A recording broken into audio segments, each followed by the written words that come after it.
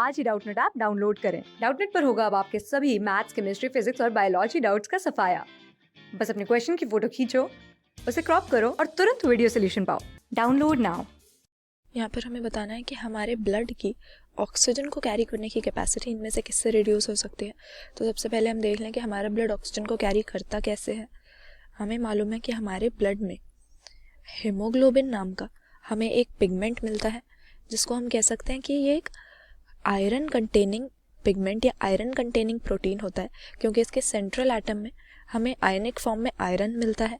और यही हीमोग्लोबिन हमारे ब्लड में ऑक्सीजन को कैरी करने का काम करता है, या हम कह सकते हैं कि ये रेस्पिरेटरी पिगमेंट होता है, क्योंकि कार्बन डाइऑक्साइड और ऑक्सीजन दोनों ही हमारे ब्लड में हीमोग्लोबिन की हेल्प से कैरी होते हैं। और कैसे कैरी होते हैं कि हीमोग्लोबिन की अफिनिटी होती है ऑक्सीजन के लिए, या हम कह सकते हैं कि ये ऑक्सीजन के साथ रिवर्सिबली बाइंड कर सकता है। इसके साथ बाइंड करने की जो इसकी एबिलिटी है उसी को हम अफिनिटी कहते हैं।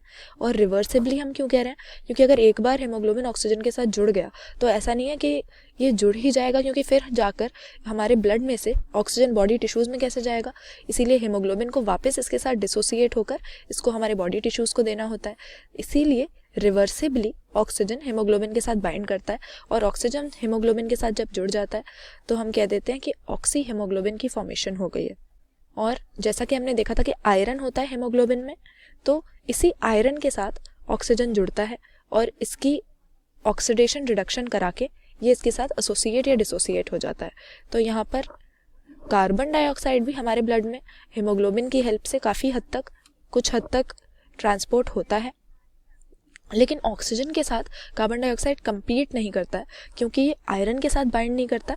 जो अफिनिटी होती है हीमोग्लोबिन की कार्बन डाइऑक्साइड के साथ बाइंड करने के लिए, ये ऑक्सीजन के हिसाब से कॉम्पिटिटिव नहीं होती, क्योंकि कार्बन डाइऑक्साइड दूसरी जगह पर हीमोग्लोबिन के साथ बाइंड करता है, ना कि इसके आयरन के आयन के ऊपर।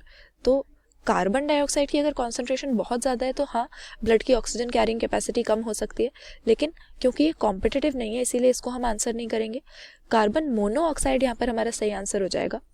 CO जो हम बोलते हैं, इस कंपाउंड को कार्बन मोनोऑक्साइड हम नाम देते हैं, और कई सोर्सेज से ये हमारे एटमॉस्फेयर में एंटर कर सकता है।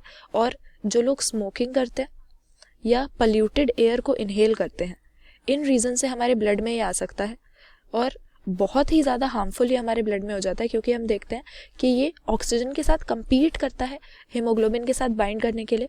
और हीमोग्लोबिन की जो अफिनिटी होती है ऑक्सीजन के साथ बाइंड करने के लिए, उससे करीब हम कह सकते हैं 200 से 250 गुना ज़्यादा अफिनिटी कार्बन मोनोऑक्साइड के साथ होती है। इसलिए कार्बन मोनोऑक्साइड अगर हमारे ब्लड में बढ़ जाए तो ऑक्सीजन तो ब्लड के साथ बाइंड कर नहीं पाएगा, ऑक्सी हीमोग्लोबिन बन नहीं पाएगा, और कार्बन मोनोऑक्साइड के साथ मिलकर हमारा हीमोग्लोबिन कार्बोक्सी हीमोग्लोबिन बना देगा।